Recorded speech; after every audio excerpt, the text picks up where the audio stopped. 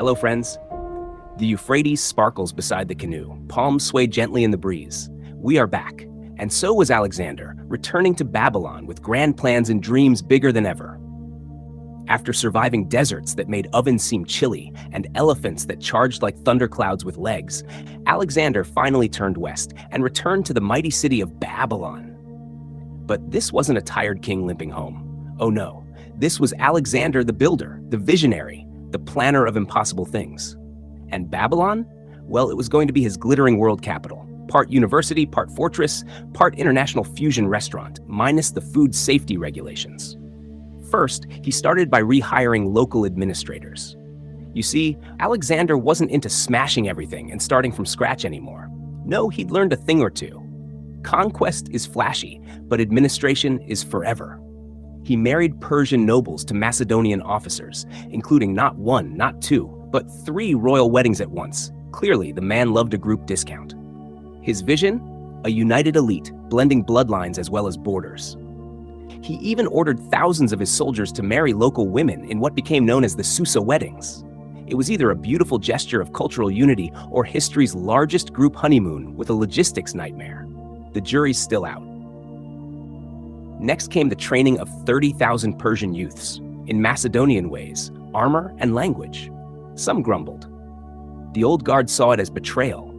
But Alexander wasn't interested in old ways. He wanted to build something new. An empire that spoke multiple tongues, wore many crowns, and marched under a single banner, his.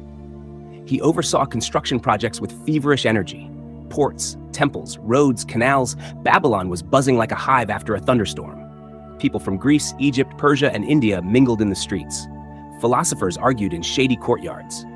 Architects cursed at blueprints. Camel traffic was a problem. And yet, there was something odd in the air.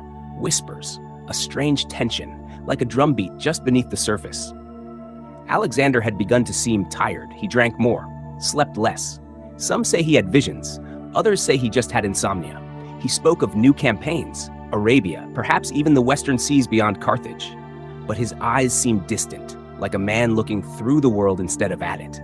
Then came the ominous signs. One day, as he approached the city, a strange breeze knocked his hat into the river. A man fished it out and put it on his own head, joking that now he was king. He was swiftly executed. You know, ancient humor. Then the omens grew stranger. A flock of ravens tore at each other above the palace. A sacrificial liver came out. Weird. Babylonian priests could read a liver like you read a weather app, and this one was clearly screaming, "Storm coming." Alexander waved it off. The gods like to keep things exciting. He kept planning. Arabia was next. Ships were being built, maps sketched, dreams extended. But his body? It had other plans. At a feast in honor of the Admiral Nearchus, Alexander suddenly felt a sharp pain. Some say it started after a bowl of wine. Others say it began with a fever. Either way, his health spiraled quickly. He couldn't speak, could barely move. For days, he burned with fever while his generals waited helpless.